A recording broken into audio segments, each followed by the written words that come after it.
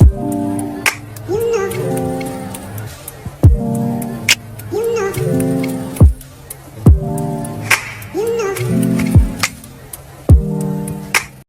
semuanya, hari ini saya akan bercerita tentang sebuah hikayat. Nah, sebelum saya lanjut cerita, saya akan memperkenalkan diri terlebih dahulu ya. Karena kata mama tak kenal maka tak sayang. Nah, nama saya Maya Farisa Sani, saya dari 10 MIPA 5. Hari ini saya akan menceritakan sebuah hikayat berjudul Datuk Tuan Budian.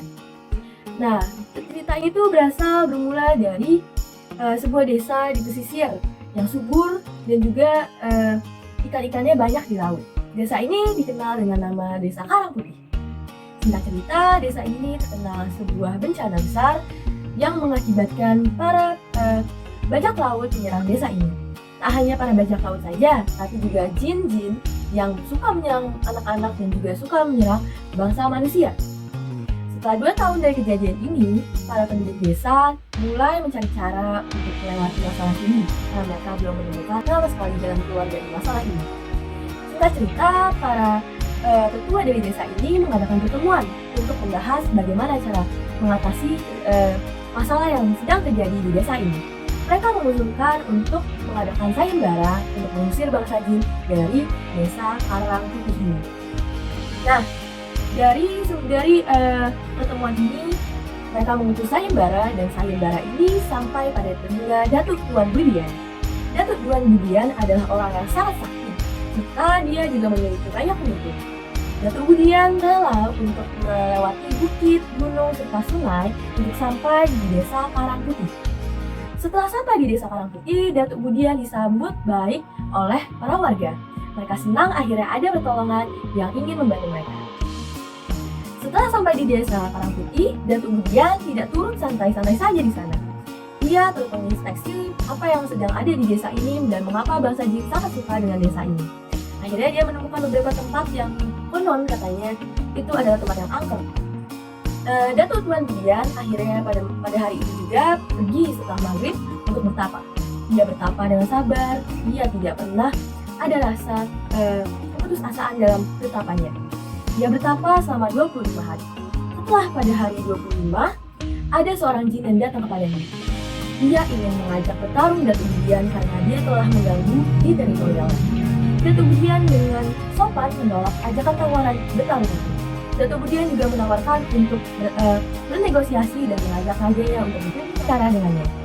Tapi, jin tersebut tidak sabaran. Dia menyerang Datuk Budian. Dengan segala kesaktiannya, Datuk Budian membuat jin tersebut terpental di udara.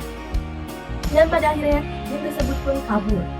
Dia bercerita kepada pemimpin dari jin tersebut yang sangat kuat, bernama Hakong Kahkongkang. Nah, dia memimpin pasukan 40 jin terkuat untuk menyerang Datuk Budian.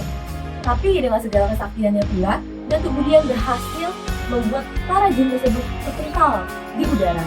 Dan para jin tersebut pun akhirnya bercerita kepada raja mereka untuk mengusulkan perdamaian. Nah, Datuk Budian menyarankan 4 kondisi agar mereka dapat berdamai. Kondisi pertama adalah jin dilarang untuk menyerang bangsa manusia. Kondisi kedua, tanah dari desa Karangputih ini adalah tanah milik keturunan Datuk Budian. Kondisi ketiga adalah wilayah pesisir boleh dimiliki oleh bangsa jin. Dan kondisi keempat adalah bangsa jin dan bangsa manusia harus saling bersahabat. Setelah semua kondisi terpenuhi, akhirnya mereka menjalin hubungan sahabat. Nah, setelah semua kondisi tersebut terpenuhi dan akhirnya negosiasi pun berhasil, Datuk Tuan Budian bersama para warga di desa dan juga para jin mengadakan pesta agar untuk memperayakan terjadinya persahabatan di antara kedua bangsa ini.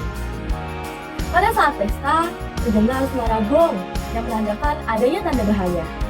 Nah, ternyata para bajak laut datang menyerang desa yang sedang merayakan kegembiraan tersebut. Tapi, dengan segala kesaktian Datuk Budian, dia berhasil menyelamatkan desa dari serangan bajak laut ini.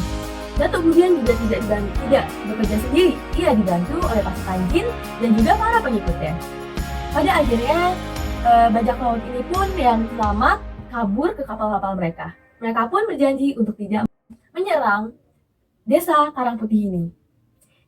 Pesan moral yang dapat diambil dari cerita ini adalah satu, kedamaian lebih penting atau lebih berarti daripada 1000 peperangan. Saya ucapkan terima kasih. Wassalamualaikum warahmatullahi wabarakatuh.